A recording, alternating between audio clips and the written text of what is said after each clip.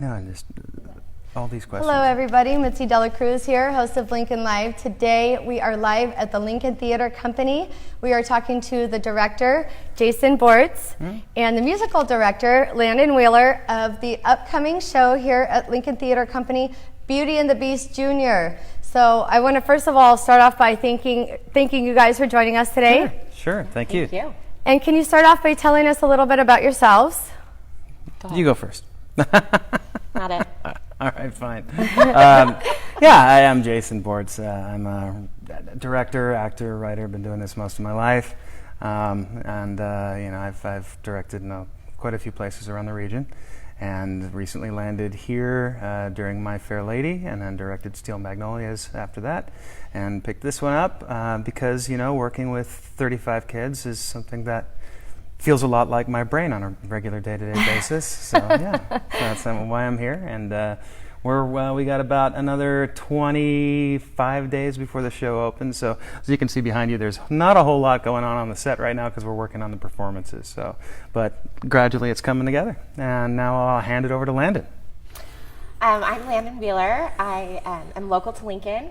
I have taught voice and piano for years, and landed at Lincoln Theater Company during Love, Sex, and the IRS, and then was also in My Fair Lady, and now am musical directing Beauty and the Beast Jr., and feels very familiar as I have 5 children, and all really small, and so working with teenagers is easier in a lot of ways because they listen the second time instead of the 5th time. But it's great, and it's fun to do the production side after doing 2 shows on the performance side, because that's what my degree is in directing and that side of things. So yeah. So I have to tell you, don't be fooled. The fact that the teenagers are easy to work with at this level is no indication as far as how they behave at home. Oh, no. It's just nice that I get them to listen for a few hours, and then I can send them home. Right. And then go home to my children who are like, here we go. Yeah, no. Don't you have one in it? Oh, yeah, I do have a kid in the show, though. Yeah. He still treats me like mom. It's fine. Yeah. So you mentioned that you guys actually have 35 kids in the show. Mm-hmm. That is awesome. Where are the performers coming from? We have local performers, local to Lincoln, Rockland. We have all the way out to Davis and Dixon, and all the way up to Colfax, out to Granite Bay. So all over. Yeah. Gotcha. And the show starts July 19th? Yeah. Mm-hmm. Are you guys ready? Yeah, we're ready to open tomorrow. It's 25 days left, but hey, no, there's a lot of work that still remains to be done. The first few weeks is really just about blocking, getting the songs down, getting the vocals down, getting the dance choreography. Jeff Teague does all the choreography, and he's the resident choreographer with Lincoln Theater Company, and he's quite good at what he does. Great with the kids, and it's 8 through 18. So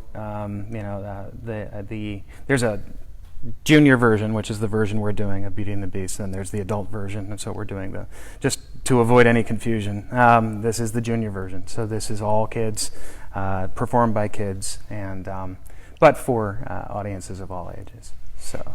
But now we're doing the fun work, which is more of the character development and figuring out, okay, so now that you know the notes, how would your character really do this? And now that you know the scene, this is the fun part of the show. Now that they know the blocking, they know the framework, we get to really do the development of it and really see the show take on a life that's different from maybe other versions that have been done.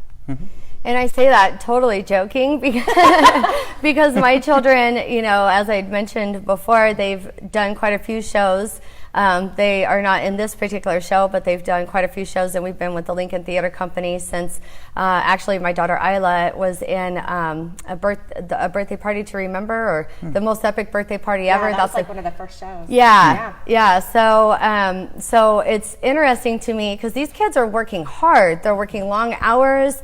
I mean, this is not something to be taken lightly. I mean, these kids are professionals, they're behaving as such, and they're here giving it their all. And so it's so funny, even when Tech Week comes along, seeing where the kids are at, and they're thinking, oh my goodness, we're going to open in a week. And then when the show actually opens and they just do incredible, just to see that rush that they get from that, and then to see that continue on for all of the shows, it's remarkable. Yeah.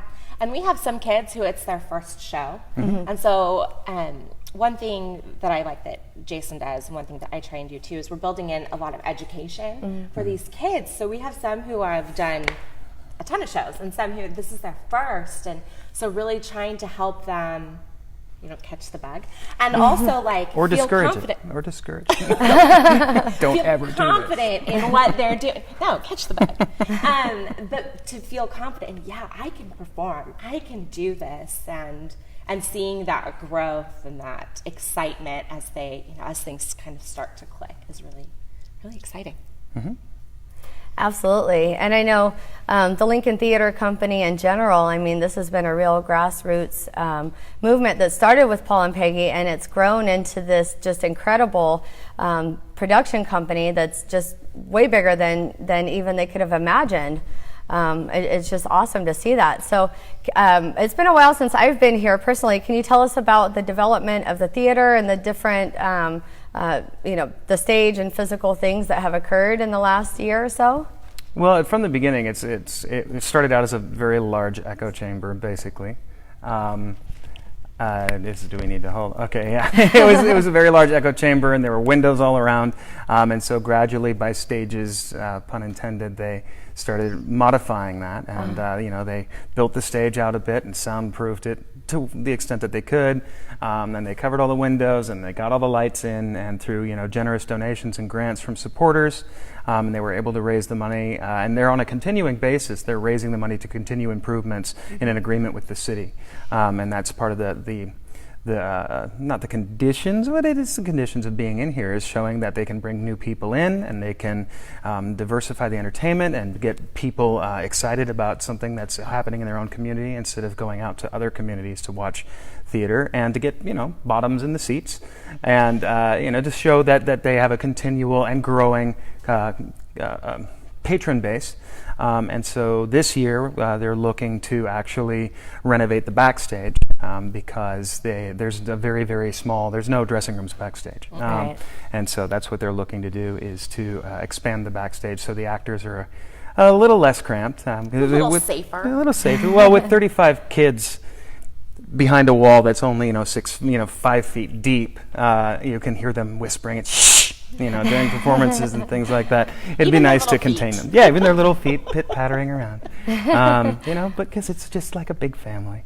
But yeah, it's a continually growing process, Right. and the construction is always evolving. One of the next goals is to create risers and make the seats a little more user-friendly after they do the renovations to the back of the stage.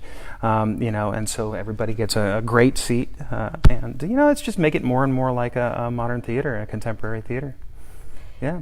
Yeah, it's really been awesome to see all of this come together, and just the support from the community.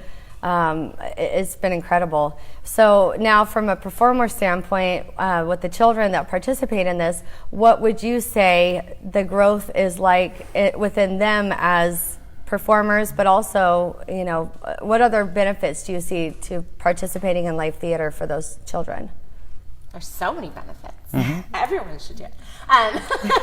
But like I said, there's a confidence in being able to stand on a pretty empty stage and deliver lines or music. But there's also a camaraderie, a community, that's different from team sports where you're working against someone.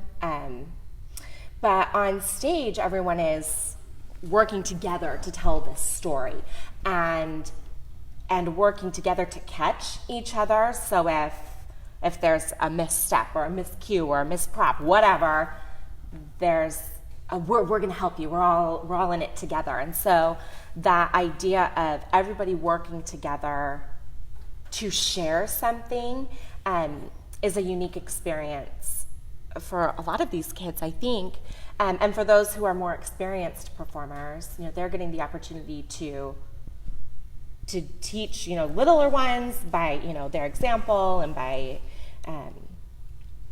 the skills that they're able to share, but they're also, learning a lot here too. Yeah, I think it's important for just about anybody to take at least an acting class, or because I've seen CEOs of multi-million-dollar companies who are terrified to talk to their employees, and these are people who are influencers that are absolutely insecure when it comes to getting up and presenting their vision in front of other people, and so starting them off at an early age and saying, hey, it's okay to get rid of that little nagging voice that says you're a fool, you're a fool, you're a fool. It's you're never gonna sell this, you're never gonna do this. To quash that at an early age and get, there's a fine line between not being afraid to be foolish and being completely foolish. But I've managed to spend my entire life working in this as a craft, and there are times when I've definitely been foolish, but when you get up here, it's like inviting people into your house, and it's an invitation to come and be part of something that gives them permission to feel anonymously, because the lights are off out there in the audience, and so they're not sitting and judging one another. They're all sharing in the same experience. And live theater is something that vicariously live allows you to share those emotions and those feelings and the wonder and the awe. And with kids, most of the audience are going to be family and friends, as opposed to just the general public, because everybody wants to come see their grandkids, their kids, their friends. But I think it's a lifelong process for any performer, for anybody who wants to develop confidence. And also, there's a lot of psychology to it. You're observing human behavior and presenting it as though it's real, as though it's yours for the first time. Yeah. And it's fun. And we're giving kids permission to have fun. Right. And to explore things that they, like movements and vocal that they wouldn't maybe do otherwise. We're giving them permission to imagine, to create, to be silly, to be a beast, to be, all of these things that they get to play with and have fun. And you see their imagination as, they have permission. Yeah, be silly, take a chance, go big. And go, oh, I can do that. And so it's really fun to have them step outside that comfort zone, because, the older we get, I think the more entrenched we get in our comfort zone. And so to have them go, oh, I have permission to do that, and to really go for it. I can yell? Yeah. Yeah. Now take it home and yell. Practice yelling at your sister. Just kidding. But to give them permission to try, to play, is a skill they can take outside as well. And say, I tried and it didn't work here, but I tried again, and now I can do that other places and know that it's going to be okay. Yeah, for me as a parent, watching my children attend cast parties and things like that, and they're bawling their eyes out because the show's over and they're just going to miss everybody so much. And never mind the fact that there's another show starting up in 6 or 9 months, but for them it's everything. And so, I can't think of a better way to have your children spend the summer working hard, getting involved and building that self-confidence. Yeah.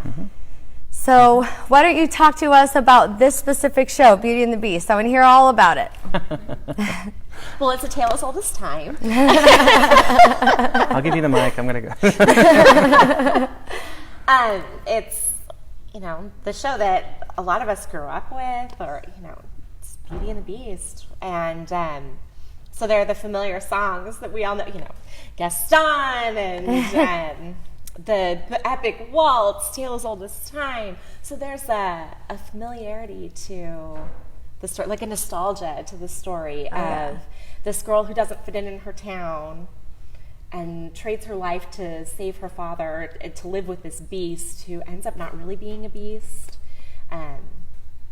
And so there's that familiarity to telling this story again, because it is that tale as old as time of, people judge Belle, and Belle judged the beast, and what happens when we can kind of look past that experience.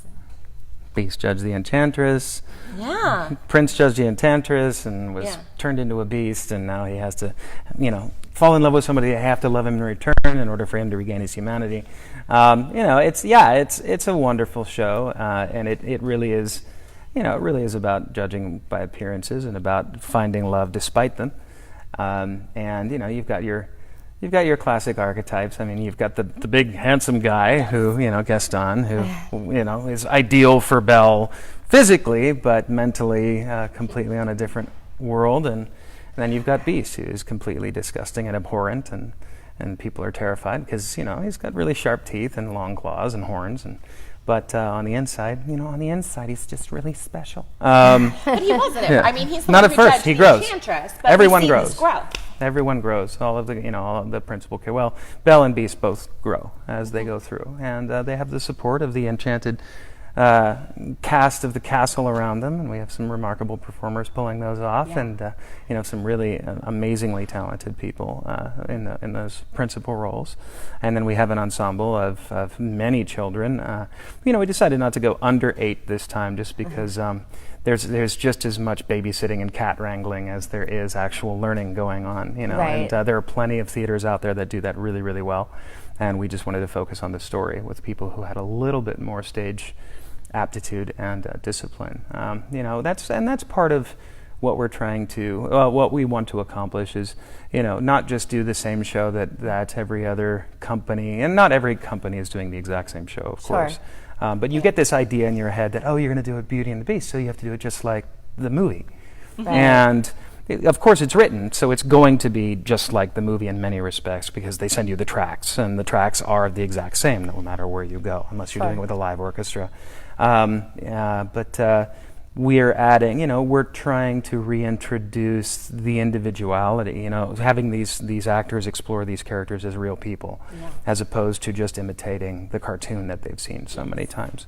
And so that's really where, we're just now getting into that portion, now that they know where they're supposed to be on stage, now that they know the dances they can rehearse. Now they're finally getting into, what is it that drives Belle, really, and what is Beast's biggest internal conflict, and does Gaston have any redeeming qualities whatsoever? And then playing up certain aspects as well that are typically kind of reserved. Theater is meant to evolve. Otherwise, if it didn't, why would we ever see a show more than once if we saw the exact same thing every single time? Other than to say, "Oh, my kid's in it." Yeah, exactly. So we want to see things, things that are expounded upon a little bit. Give the actors permission to, as long as they stay within the parameters of their character, they can play with it a little bit and make new decisions and choices that perhaps we haven't seen. And because it's a show that's been done lots of times, even just this year has been done several times in this area, it was important to us to find the things that were maybe more subtext or not thought pulled out. So there's comedy pieces that are maybe more understated in other productions, and we have given the kids permission. Well, that's more you can slow this line down, take a pause there, and really think about what this means. So it is not like the rush through Disney version, and there is more. There's a definite thought process that the kids are going through. We're trying to make sure that none of the kids on the stage are just reciting lines. Yes. Right. Even our ensemble, who, they could just be doing the choreography and step and step and step and, or just singing the notes that they know. They're working on individual character stuff too, and figuring out, okay, so in my character, first song of the show is "Good Morning, Belle." Okay, are you a morning person, or where are you off to? Like, what is your purpose in this scene? What do you really think of Belle? Yeah, exactly. And so they're individualizing these characters that could easily be all the same, but instead they have these quirks, and it's really fun to pick them out when they're up there on stage, and you kind of giggle like you found a secret on stage. But it's really them just exploring.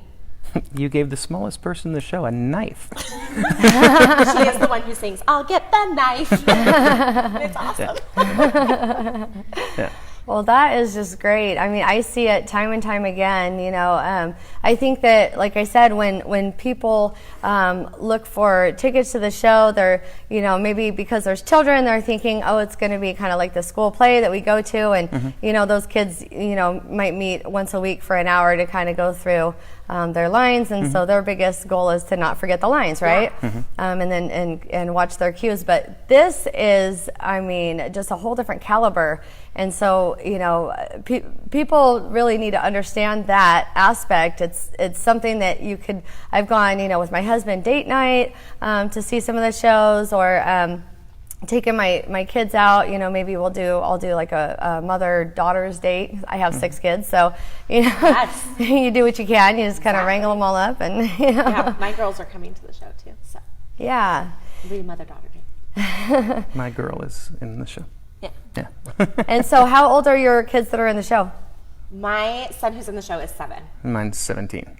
Okay, so big wide range there. And they actually play mother-son. Yes. That's funny. Oh, Yeah. fun. Yes. That is awesome. So if you guys have ever watched this show, we're very interactive. And so about halfway through the interview or so, I like to kind of pause and just open up for questions, comments from the audience. So we have a question about how many showings will there be and what are the dates? We have 8 shows. We open July 19th and run the 19th, 20th, 21st. For 3 weekends. And then the following August weekend, 4th, I think. Yeah. 3rd.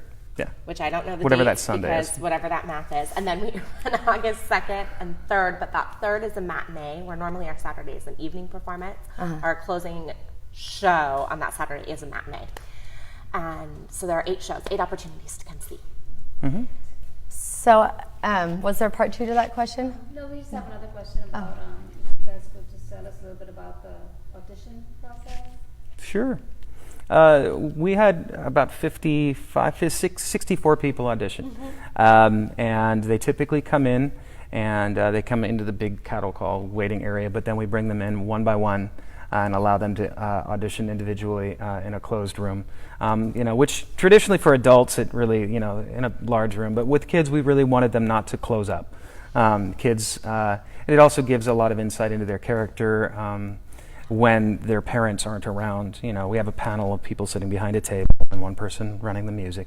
But anyone can audition for shows here. The only restriction was they have to be 18 or under, a hard 18, no 19 or something. Otherwise, we had to get special permission from Music Theater International. And we ended up narrowing it down to 35 because of the quality of a lot of the performers. Originally we were going to cap it at 30. And then there were some people who were exemplary in their auditions, and We really were just blown. First day of auditions, we did a Friday, Saturday, 2 days of auditions, 1 day of callbacks. And the kids brought a song, then they learned to dance. And we were just blown away. Even after that first day of auditions, we went, we're going to have a really good show. And then kids came on Saturday and we went, we're going to have a really good show. And so it was, this whole process as we're sitting there going, okay, so 35. It's always a good problem to have Yeah. when you have too many. Yeah. Not having enough. There was one character we did hold for an extra 2 weeks to find because I am a big believer that you don't cast out of simple necessity. Sure. You cast out of meticulous, painstaking search to play the right roles. And then we found her 2 weeks later, but it was through reaching out to the theater community and having several people, Rockland and Folsom and Sacramento were contacting me and sending me ideas, and then we found one in Davis. So it was wonderful, and they're driving out here. But the audition process was definitely. It's tough. You narrow it down, and you have 5 people who could all play Belle out of the 14 people who wanted Belle. Then you bring it down to 9, and then you come down to 5. And we had our best singer, we had our best actor, we had our best mover, we had our and so we had we had to mix and match and go, okay, this person had this and this and this. Oh, but this person's, they're awesome, but they're a little too young. Right. And then you have to match those with the people that you've cast as, as Beast or as Gaston or as, and so you have to. There's a lot of. There were some people. There's never. You can't make everybody happy in the auditioning process, and it's unfortunate. But it's also a lesson for people. 17 bells. Right, we're just going to cast them all. You will all understudy. It's and it's a good lesson though, because at the recent production of Waitress downtown, if you looked in the programs, you see that this person whose ensemble was Elphaba in the touring company, right. This person in the ensemble was Phantom in Phantom of the Opera, and you're like, this person has no lines. They sing a few lines of backup in a couple of songs, right. But they're out there and they're giving it 100%, and that's what it's about. It's really about not pigeonholing yourself or becoming an elitist where you think that you have to be, I have to be the lead every time. Right. If you go from a lead to a supporting to ensemble, it's really about a shared experience, and it's about the whole purpose of being on the stage when you're within a group of anybody just other than just you is to support that other person, and they're supporting you. And ideally, the whole show rises in caliber because everyone is watching everybody else's back. So right, yeah, and that's the kind of person you want to cast. Mm-hmm. You want to cast the kids who want to be there and who hungry and who are excited and who So does that answer your question? And then there's a follow-up question, which you already talked about a little bit. Are all the performers from Lincoln? No. No, there that are. was exciting too to have kids come in and we ask, how did you hear about the show? And oh, my friend, kids in Granite Bay, and we have just some Dixon and Davis. Yeah, there are some people driving 40 miles each rehearsal, myself included. But there are people who I live near Colfax, but there are people who are driving a long distance to every night to be a part of this. So it's exciting. Mm-hmm. And I think that just speaks volumes too to the growth of the company as a whole, and just seeing where the theater started and nobody knew what was going on or what this building was being used for or any of those things. And so to see that just evolution that has happened over the last 6 years or something. Sure. Oh, it's been incredible. Yeah. Well, when you walk through these doors, you realize you go, oh, this is a theater now, instead of it's a meeting hall. It's a you walk in and go, oh, it's a theater, and that's any place as you grow as a company, especially as a theater company. Even if you're doing a tenant improvement on a retail space, you want people to, when they walk through those doors, suddenly get the sense that it's an atmosphere of safety. You can feel, you can be yourself, you can participate. You can, all of the linchpin things of doing and being in a theater. You want people to feel almost immediately when they walk through the doors that they're excited to be there, to have a shared experience and be given permission and have doors opened inside themselves to have wonder again and awe and maybe to cry, maybe to laugh. Some people come in bound up by life, and some people come in who are just ready to laugh really, really hard. You get those people. You want those people, the really distinctive laughers. You want to get them. Yeah. You put them in every audience. Imagine. Yeah. Will you come back? We'll give you a comp. Come to every show. Yeah. But it's a different experience from going to a movie where there's a distance between you and the screen. And shushers. And everyone who sees it sees the exact same film every time. Right. But in the theater, there's, like what we said, all the little nuances, like that you see. Yeah. That a character, one thing that he does, especially, he does something different when he performs every night. And so, oh dear, what's annoying? Having acted against him. And so our kids are exploring that too, going. Against, not with. Against. We fought. We did. Yeah, we fought. did. And then we were friends. It's fine. In the show, sorry. In the show. But our kids are exploring that too. How can I make a new choice? And what's different that I can explore this time? And that's exciting for an audience as well. Parents who might end up coming to the show more than once and might see their kid do something different one night. And there's always that excitement that because it's live, that builds with the live energy in the room. So. It's like most people who go to see NASCAR. Some people go to see the race, but people like me, I'm like, okay, who's going to crash? Right. You know, and you don't want them to get hurt, obviously. But and when people come to theater, a lot of people come to see how people deal with obstacles. Right. They come to see how they're going to handle this or handle that, and how they're going to maintain a character for 2 hours. You know, this show isn't 2 hours long. It's about an hour and a half. It's about 90 minutes. But with an intermission. yeah, with an intermission. It's a shorter show, but it's people want to see how, you know, they want to look around and see everybody in character, and not, you know, these people are all in character and one person's looking out in the audience going, right? This guy. Yeah, you know, is Jenny here? But you know, it's exciting, and that's one of the biggest differences between doing film and doing theater. Is you can just say cut, let's go back, but on stage, you're stuck. You keep going. Yeah. You got to keep going. Kind of like this. Kind of like Lincoln You Live. keep going. Yeah. So you guys are, I'm really enjoying this conversation. I could just talk to you guys forever. But I do want to go ahead and have you guys announce to the audience who's watching, for everybody who's watching, you know how this works. You share our live video, comment shared by noon tomorrow, you will be entered into a raffle. And so can you tell everybody what the raffle prize is this week? I don't know. It's a surprise for us, too. Yeah, Oh, okay. I didn't know there was a. It's 2 tickets to the show. Apparently, it's 2 tickets to the show. Yeah, we could have made something up, but then we might have gotten in trouble. is the You get to tea. be in the show. Yeah, Cameo. yeah, the raffle prizes. Okay, yeah, so it's 2 tickets to the show, and you know what that gives you? 2 tickets to see the show. It's amazing. Yeah. You know, it'll actually, and you get to sit in a seat. Yeah. Yeah. Don't ask for details at this point. We will share those with you once available. Yeah, as we get closer, you know, you'll see more and more promotions going out. We have a series of videos that are out on social media right now of just little vignettes with each of the characters and random businesses throughout the Lincoln community. So that was a co-branding idea come up from our production team, and they're actually out there shooting right now on location. Yeah. So you know, it's a way for us to again the term, you know, co-branding. It's really, if you build advocacy in the area, if you get people to know that you're there, but not just get them to know you. Hey, hi, we're here. Okay, we'll come see your show.